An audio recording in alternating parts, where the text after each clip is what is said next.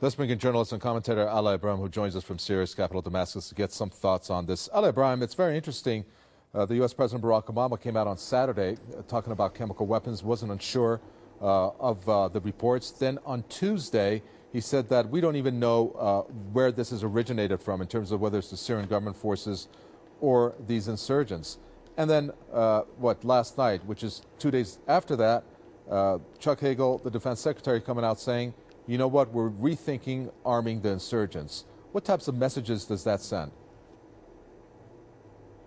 Well, I think this is related to the ongoing negotiations between the global powers regarding the Syrian issue or the Syrian file.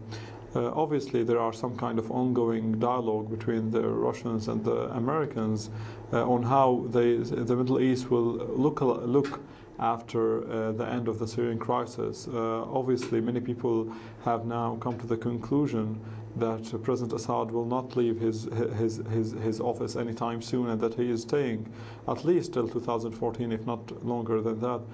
And I think the American statements reflect two things. First, the ongoing confusion related to the Syrian crisis since the beginning of the events, actually. One day they say they are with the opposition.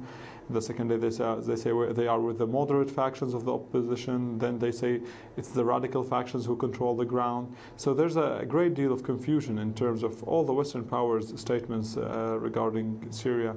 And the second thing that these statements reflect, as I told you, is that there are some kind of every side is trying to pull strings to influence the other side.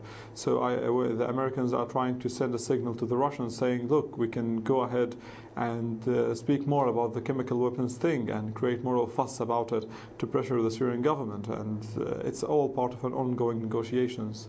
And do you think that if, though they have not decided yet in terms of arming the insurgents, that they will actually go ahead and formalize it, though many reports indicate that they have already been arming the insurgents, whether indirectly through equipment or the funds that trickle down into the insurgents, perhaps providing arms for themselves?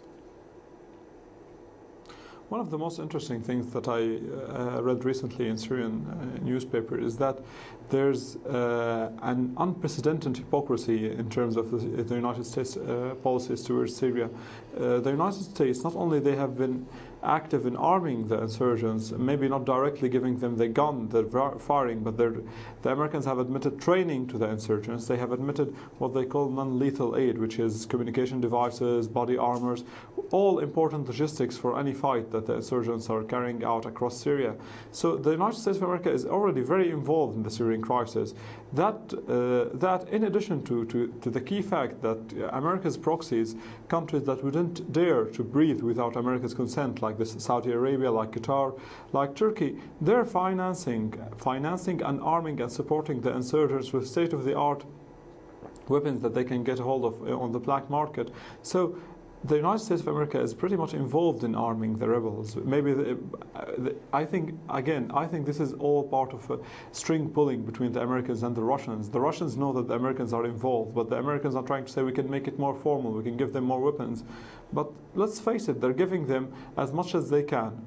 The best weapons they can afford to give them without the opposition posing a serious threat on future interests of the Americans or the Turkish or any other country in the world. And at the same time, weapons that would ensure that they can go on fighting and destroying Syria. Very well. It's a pleasure talking to you. Thank you so much. Ala Ibrahim, their journalist and commentator from Damascus.